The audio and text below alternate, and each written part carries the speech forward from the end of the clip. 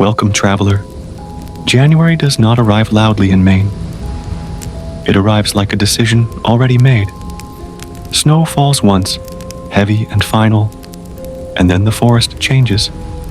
Sound dulls, distances lie, and the woods begin to feel enclosed. The backwoods sit beyond the places people name. Past plowed roads, past hunting camps, past the last marker anyone bothered to replace.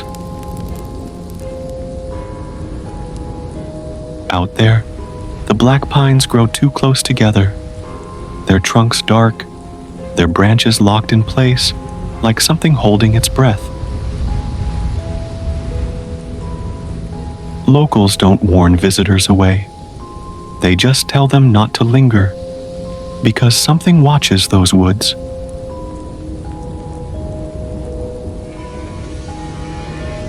Not from above, not from beneath, but from within. People who wander too far into the backwoods describe the same early signs. The forest feels unchanged, but wrong. Snow no longer falls from branches when the wind passes. Birds stop calling. Your own footsteps begin to sound distant, as if they belong to someone else. Time stretches. You check your watch more often than necessary. You feel the urge to turn around, but don't know why. That is when the watcher begins to notice you.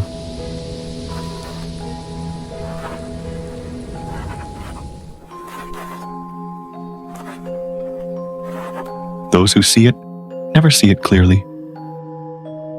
It is tall, too tall, but not upright the way a man stands. It leans like a tree deciding whether to fall.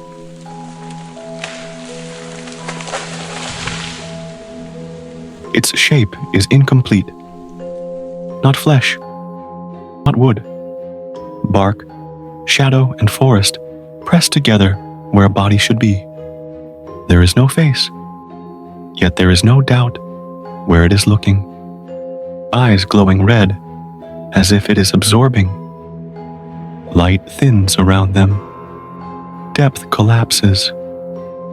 The forest behind it seems to fade, as if erased, and slowly, quietly, a realization settles in. It has not moved closer. You have simply stopped walking.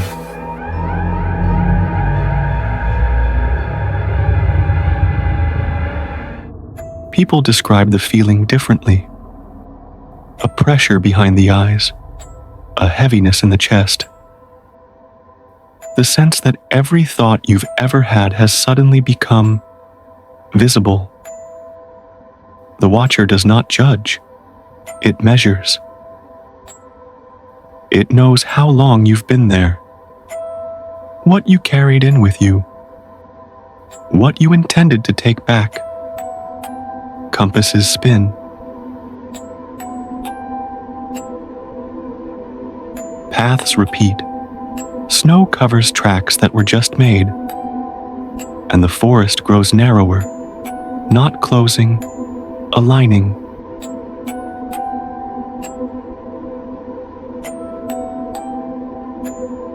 Sightings just last year, on January 11th. Witness account at North Spur of the Black Pines. Witness accounts. I didn't mean to go that far in. I've walked these woods since I was a kid. I know how sound carries. I know how snow lies. That morning, everything looked normal. Cold, but clean. No wind, no tracks, except my own. I remember thinking how quiet it was. But not empty quiet, more like when someone is standing behind you and hasn't spoken yet. I realized something was wrong when the trees stopped moving. not swaying, not creaking, just still. I stood there longer than I should have, waiting for the wind to come back. That's when I noticed my breath sounded wrong. Too loud, like it didn't belong there.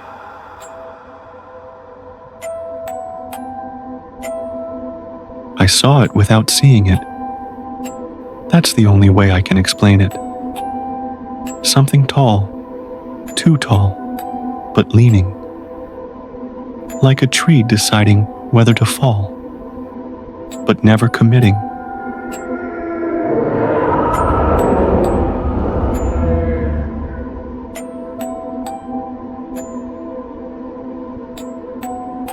It wasn't stepping out from behind the trees.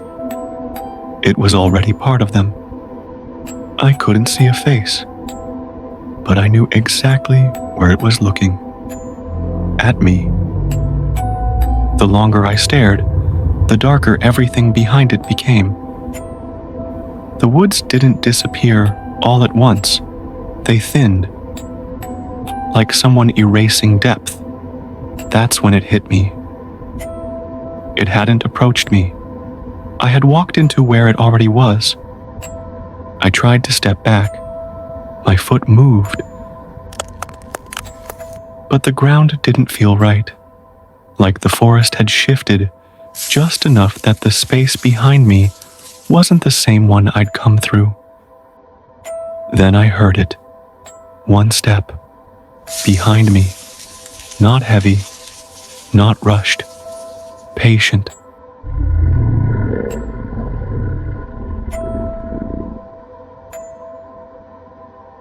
I stopped.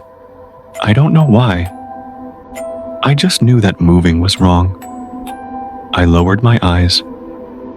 My hands were shaking so bad I had to press them into my jacket. I said I was sorry. I don't know what I was apologizing for. Just everything. I don't remember leaving. The next thing I remember is sitting at the edge of the woods near the plow line. My boots were wet. My watch had stopped, and I knew, with absolute certainty, that if I had taken one more step forward, I wouldn't have come back at all. No one agrees on what lies deeper, in the backwoods. Some say ancient burial ground.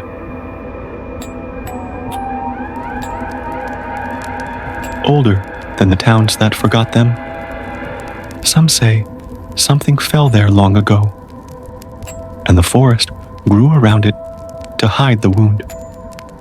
Others believe the woods themselves are alive, and the watcher is their boundary made visible. What is known is what draws its attention. Careless fire left burning. Trees cut without purpose. Blood spilled without need. The watcher does not respond to fear. It responds to disrespect.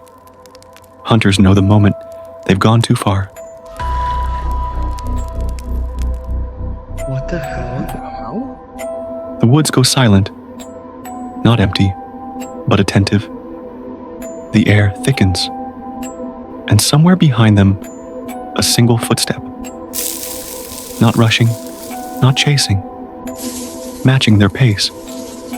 Those who stop, lower their eyes, and back away slowly. Let's get out of here. Let's go. Are allowed to leave.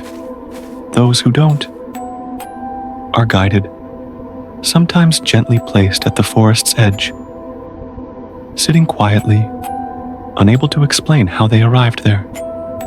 Sometimes not returned at all.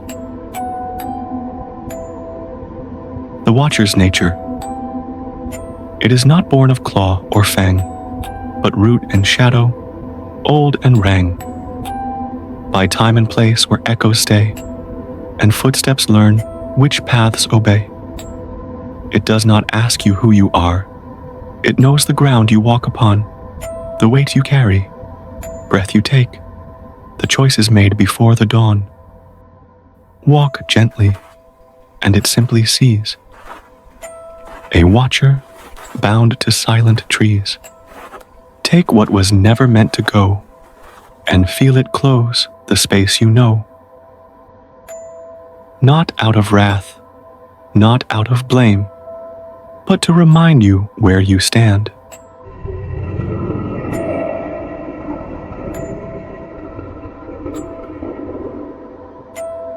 The backwoods of Maine remain untouched. No new trails. No warning signs. No official explanations. And every January, when the snow falls heavy and the forest grows too quiet, people remember the rule they were taught without words. Walk softly, take nothing, and never assume the woods are empty, because some guardians do not need to move. They only need you to realize you've stopped. If this story crept into your thoughts and refused to leave, take a moment to like, share, and subscribe. Some stories only stay quiet when they are remembered. Thank you for joining me here tonight. Many blessings to the new year. Good night, my friend.